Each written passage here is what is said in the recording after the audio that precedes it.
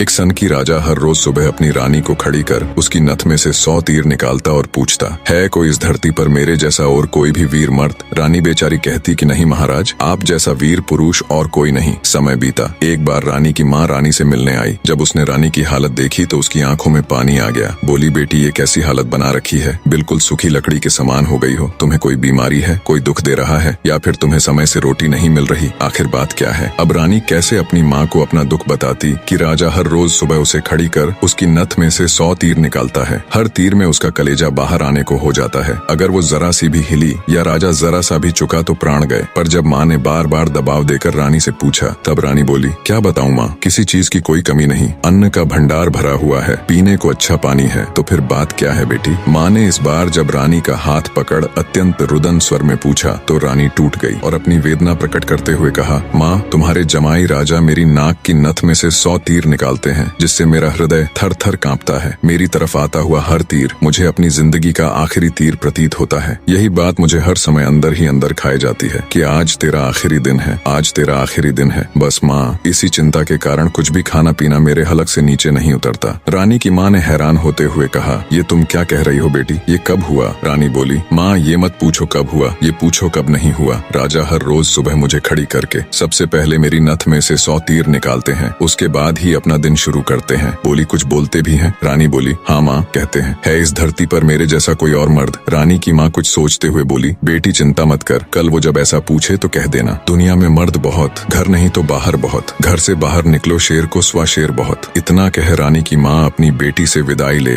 अपने घर चली गई। अब रानी को इंतजार था तो बस अगली सुबह का। राजा ने सोती हुई रानी को हाथ पकड़कर उठाया और कहा, रानी आ जाओ, समय हो गया। रानी ने सोचा, हे भगवान, बस आज और बच जाऊं, फिर तो जो माँ कहकर गई थी वो बोल दूंगी। और उठकर बाग में जाकर आंख बंद करके अपनी नथ पकड़कर खड़ी हो गई। राजा ने रोज की तरह एक के बाद एक 100 तीर रानी की नथ में से निकाले। तीर निकाल राजा बोला, बोल रानी, है दुनिया में मेरे जैसा कोई और शूरवीर मर्द? रानी हिम्मत जुटा बोली, महाराज दुनिया में शूरवीर मर्द बहुत, घर नहीं तो बाहर बहुत, आप बाहर निकल के देखो शेर को सवा शेर बहुत। राजा हैरान होते हुए बोला, ठीक है रानी, अगर यही बात है तो कुछ खाने का सामान दो, मैं जा रहा हूँ बाहर शूरवीर मर्द देखने, मैं भी तो देखूं है कोई मुझसे ज्यादा शूरवीर मर्द इस दुनिया में। थोड़ा बहुत खाने पीने का सामान ले राजा निकल पड़ा। चलते चलते एक कच्चे रास्ते पर हो लिया। थोड़ी दूर ही चला तो आगे देखा एक आदमी रास्ते के किनारे पर लेटा ऊपर की तरफ एकटक देख रहा है। राजा को बड़ा कौतूहल हुआ। ऊपर की तरफ देखा तो उसे सिवाय सूर्य की तेज किरणों के कुछ दिखाई नहीं दिया। गया जिज्ञासावश उसके पास और पूछा, क्यों भाई, ऊपर क्या देख रहे हो?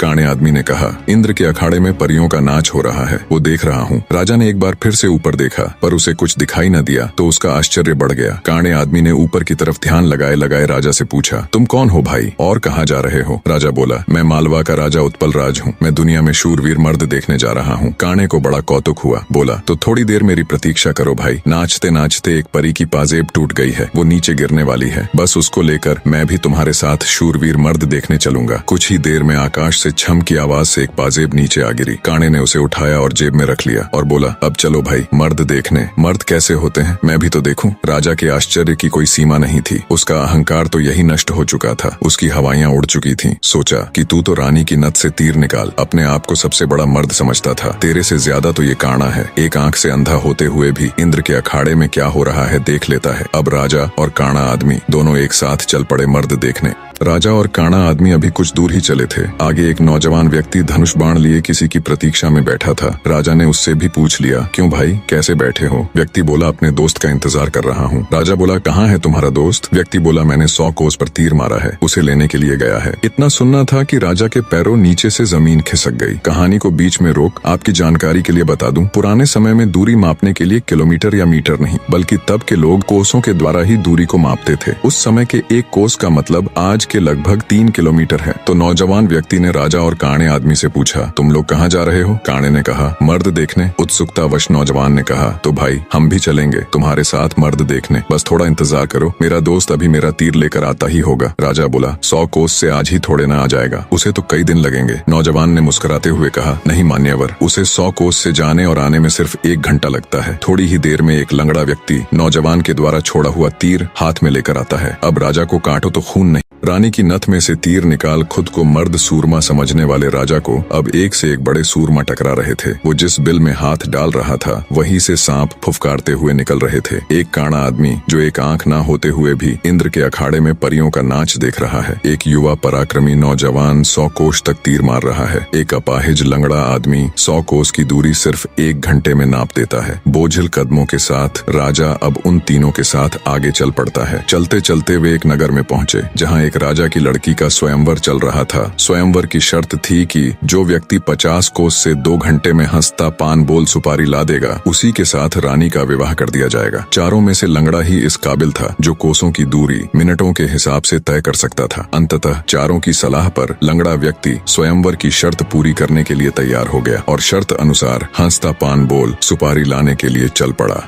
रानी के स्वयंवर की शर्त अनुसार लंगड़ा व्यक्ति तेजी के साथ उस दिशा में बढ़ने लगा जहां हंसता पान बोल सुपारी का पेड़ था। अपनी दिव्य गति से थोड़े ही समय में वो उस पेड़ के पास जा पहुंचा। उसने सुपारी तोड़ी और अपनी जेब में डाल ली। सोचा अभी तो बहुत समय है, क्यों ना थोड़ी देर सुस्ता लिया जाए। ये सोचकर वो उस पेड़ के नीचे सुस्ताने के लिए लेट गया। ठंडी हवा के झोंकों से जल्दी ही उसकी आंख लग गई। उधर तीनों की समय बीतने के साथ साथ चिंता बढ़ रही थी। 2 घंटे पूरे होने को आए थे, बस थोड़ा समय ही बचा था। नौजवान तीरंदाज ने कहा, इतना समय तो उसे कभी नहीं लगता, जरूर कुछ बात है। काने आदमी ने कहा, रुको मैं देखता हूँ। जब काने ने देखा तो वो पेड़ के नीचे सो रहा था और पेड़ से एक खूंखार जहरीला सांप उसे काटने के लिए उसकी तरफ बढ़ रहा था। जब ये बात उसने साथियों को बताई कि वो तो सो रहा है और एक जहरीला सांप उसकी तरफ बढ़ रहा है, तब तीरंदाज नौजवान ने काने से कहा, तुम मेरे तीर का निशाना सांप के फन पर लगाओ। काने ने कहा, हाँ ये ठीक है, निशाना लगाकर मैं हुंकारा भरूं तब तुम तीर छोड़ देना। काने ने तीर को सांप के फन की दिशा में लगाकर जैसे ही हूं कहा, तीरंदाज ने तीर छोड़ दिया। तीर सीधा जाकर सांप के फन पर लगा और धड़ाक की आवाज के साथ सांप नीचे गिर गया। आवाज सुन लंगड़ा आदमी हड़बड़ाहट के साथ उठकर बैठ गया। देखा तो एक जहरीला सांप उसके पास मरा पड़ा है और उसके दोस्त का तीर सांप को लगा हुआ है। सारा माजरा समझते उसे देर न लगी। वो दिव्य गति से नगर की ओर दौड़ा। समय रहते वो हंसता पान बोल सुपारी लेकर राजमहल पहुंच गया। अब समस्या ये थी कि राजकुमारी पर असली हक किसका है। राजा अगर घर से मर्द देखने नहीं चलता तो ये सारा किस्सा ही शुरू नहीं होता। काना अगर अपनी दिव्य दृष्टि से देखकर लंगड़े व्यक्ति को सांप से नहीं बचाता तो राजकुमारी के स्वयंवर की शर्त कैसे पूरी होती। नौजवान तीरंदाज के पास 100 कोस तीर चलाने की क्षमता न होती तो भी उसके मित्र को सांप डस लेता और शर्त पूरी नहीं होती। लंगड़े व्यक्ति के पास दिव्य गति न होती तो भी राजकुमारी स्वयंवर की शर्त पूरी न होती।